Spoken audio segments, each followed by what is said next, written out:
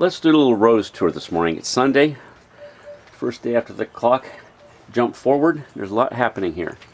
Here's my first bloom of the year on Francois Janvier. And what's amazing to me is all the growth on this rebar is all in the last year from a piece that had rooted to the ground in the mulch below the now gone monstrous mermaid rose from hell, and it's already budding and blooming on new growth, which surprises me.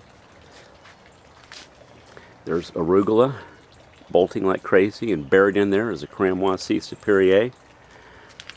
Here's a bud on Fairmount Proserpine, which I discovered in Fairmount Cemetery, I believe in 1998. Can't even see Safrano anymore. Over here are some older blooms on Dade City Red China. A few people have suggested it might be Louis Philippe. To me, the blooms seem fuller than what I think of as Louis Philippe.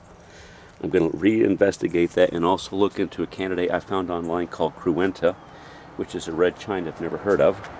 Here's my plant sales table with Thai hot peppers and giant red mustard, etc. Here's a very old spent bloom in Louise Odier. More buds on Louise Odier, who is being very happy in this restricted drainage container. It's not even a water-wise container garden. It's just simply a tree pot with the holes plugged up, partially with used plastic grocery bags. Here I've got buds on Fairmount Red. Discovering this rose in Fairmount Cemetery in Denver, I believe in 1990, is what literally turned me into an old rose fanatic. I had no idea the impact this rose would have on my life. Never thought I'd have it here in Tampa. This is now 4 years old. It went totally leafless this winter, which is a good sign. That means it got some chill. It looks like I'm in for a decent bloom display this year. Over here, Pat Austin, which is in a true water-wise container garden, is performing very nicely this year. There's newer blooms. There's an old spent one. Here's Joanne's Pink Perpetual, which just finished blooming, but it's sending out a lot of nice, tender, healthy-looking new growth. Again, these are all on their own roots, no spray, probiotic approach to gardening. Here's York Street Yellow, which I did a few pollinations on, and it's budding up yet again. Let's come down here for the piece of resistance, as they used to say on the Gong Show. Oh, wait a minute, let's take a quick peek at Duchesse d'Herbrabant, who's now past peak. She just did a glorious flush. But this beauty is what I want to share with people. This is my Teasing Georgia pillar, and I feel like it's very close to max between open blooms and buds. I love this rose.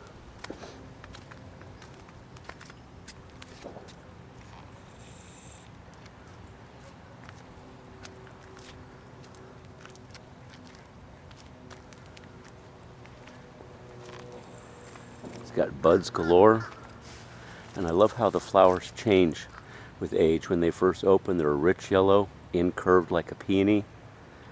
As they open, slightly paler, a more open form.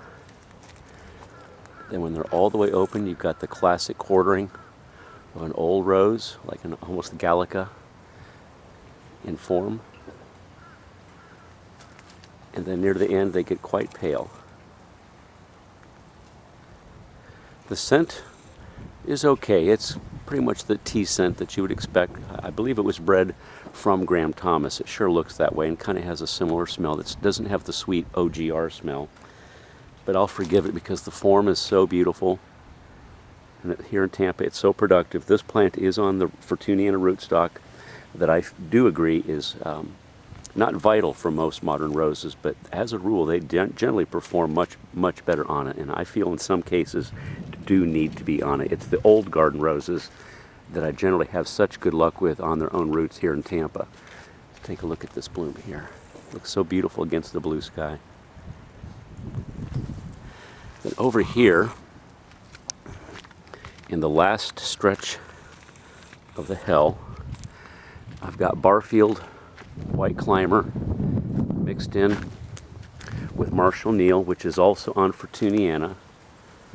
But my next task, let me stand out from the street to show how horrific this looks, is to pull down the last of that perennial morning glory that ruined so much of my front yard, Epomia acuminata, and then re-civilized this, put the rebar that Barfield was trained on back up. It's actually come off the support.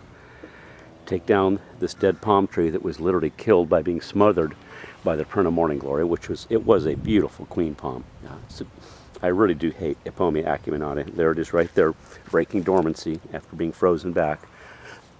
Excuse me, it's probably going to take me a full year to contain that damn thing. It roots wherever it touches. Here you see the acuminata reviving again on here. So this is all going to come down, but despite that, you can see the buds on Barfield White Climber. Totally thornless rose. Patty Barfield discovered it years ago by buying them from a plant salesman, traveling plant salesman.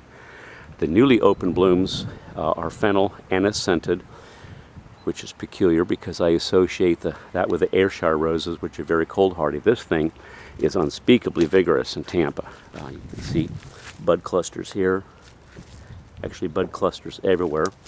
You can see the absolute thornlessness of the canes, and the canes can be very thick. So once I get this fence line re-civilized from the morning glory from hell, it's going to be beautiful. And I'm pleased to see how both have thrived despite being consumed by mermaid and that morning glory for almost 2 years. And the fact that I couldn't get in there to even water. So they are very tough roses. Let's take one last look at Teasing Georgia. Oop, gonna get blinded there. This is one of the few other roses I have on Fortuniana. This is Belinda's Dream.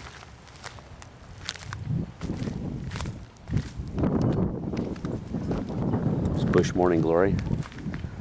I love the piercing blue color of this plant.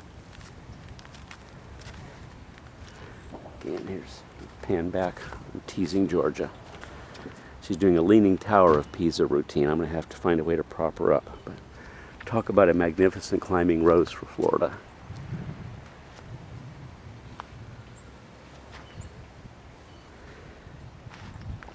Got nasturtiums here going nuts after a feeding. Looks like I gave them steroids.